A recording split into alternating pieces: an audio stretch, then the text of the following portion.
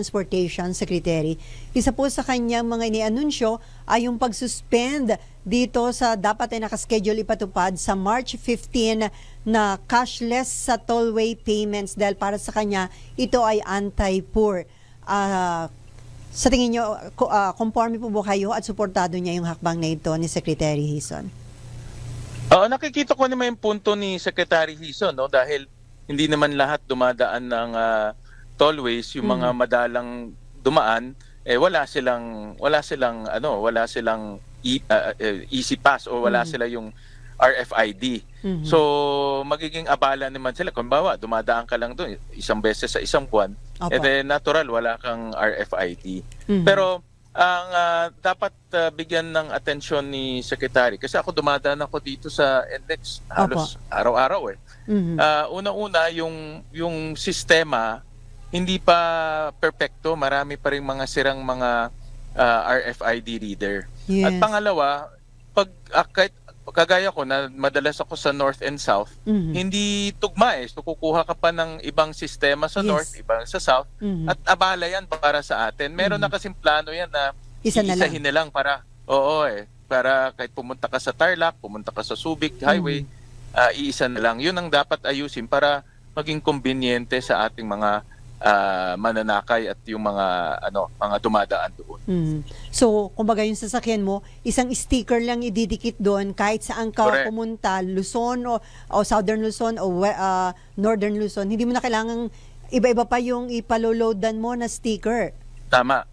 Kasi iba yung sa South, iba yung sa North, iba yung Tiplex, yung Tarlac, iba para sa Subic. So apat na iba't ibang sistema yun. Pero dugtong-dugtong lang naman yan So ang pinakamainam ay gawin na lang isang sistema para hindi abala sa atin na apat pa yung, gaya ko, apat yung RFID ko para makadaan doon sa mga iba-ibang kalsada. At as isa pa po sa sinabi ni Secretary Hison, gusto niya na ma-solve yung right-of-way issues na nakaka-delay dito sa mga napakaraming mga infrastructure projects. So siya daw ay makikipag-cooperate sa mga local government units at private sector para ma-resolve nga itong mga issue sa right-of-way. Tama. Ayan talaga nagiging sanhi ng delay ng mga project sa atin. Dahil pag i-expropriate na ng gobyerno, ang daming kaso at minsan hinihinto pa ng ng korte, kaya nadidelay yung buong project. So, yan ay mayroon tayong bagong right of way law na pinag-uusapan ngayon sa Senado, at ito ay isang batas para lalong mapabilis yung pag-expropriate ng lupa. Dahil kung walang lupa, walang kalsada Kung walang lupa, walang tren. So, importante talaga yung lupa na ma-expropriate, mabili ng gobyerno para malagyan ng mga infrastruktura na makakatulong sa atin. Sir, pahabol lang tungkol dun sa mga alleged ghost students sa senior high school voucher program. Ito po, painiimbestigahan nyo na rin po, kasi Senator Jingo Estrada nag-file na rin ng resolution para kanya itong paimbestigahan sa Senate. Actually, nung late 2023, na-detect na namin yan. At nagkaroon ng investigation sa Senado at sinumbong na namin yan sa Department of Education.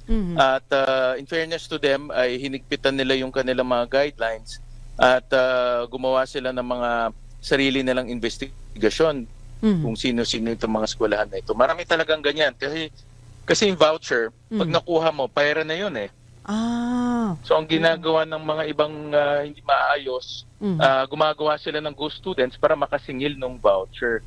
So ako pinapasalamatan ko si Secretary Angara dahil sineryoso niya yung ating recommendation, at ngayon lumabas na talagang mayroong mga ghost students na dito sa sistema natin. So sir, bilang chairman ng Committee on Basic Education, the mere fact na may ganung resolution, you will be the one to conduct the inquiry. Yes. Yeah, susundan namin, hingi kami ng updates kasi na-detect nakita na natin yan nung early 2024 na pagkaalam ko. At susundan nilang natin kung ano ba yung mga action na ginawa ng Department of Education. Pero Meron pa bang mga napanagot? Dahil nga nakita nila ito. Mhm. Pero sir, may napanagot po ba? Yun ang kukunin namin ngayon sa Department of Education kung sino yung mga eskwelahan. So far, hingi pa kami ng report kung meron na silang kinasuhang mga eskwelahan o tinanggalan ng license. Kasi itong mga eskwelahan may lisensya eh. Opo. Pero imbis na tutong estudyante, ghost students ang kanilang kinukuha. Ay, nako, nakakalungkot.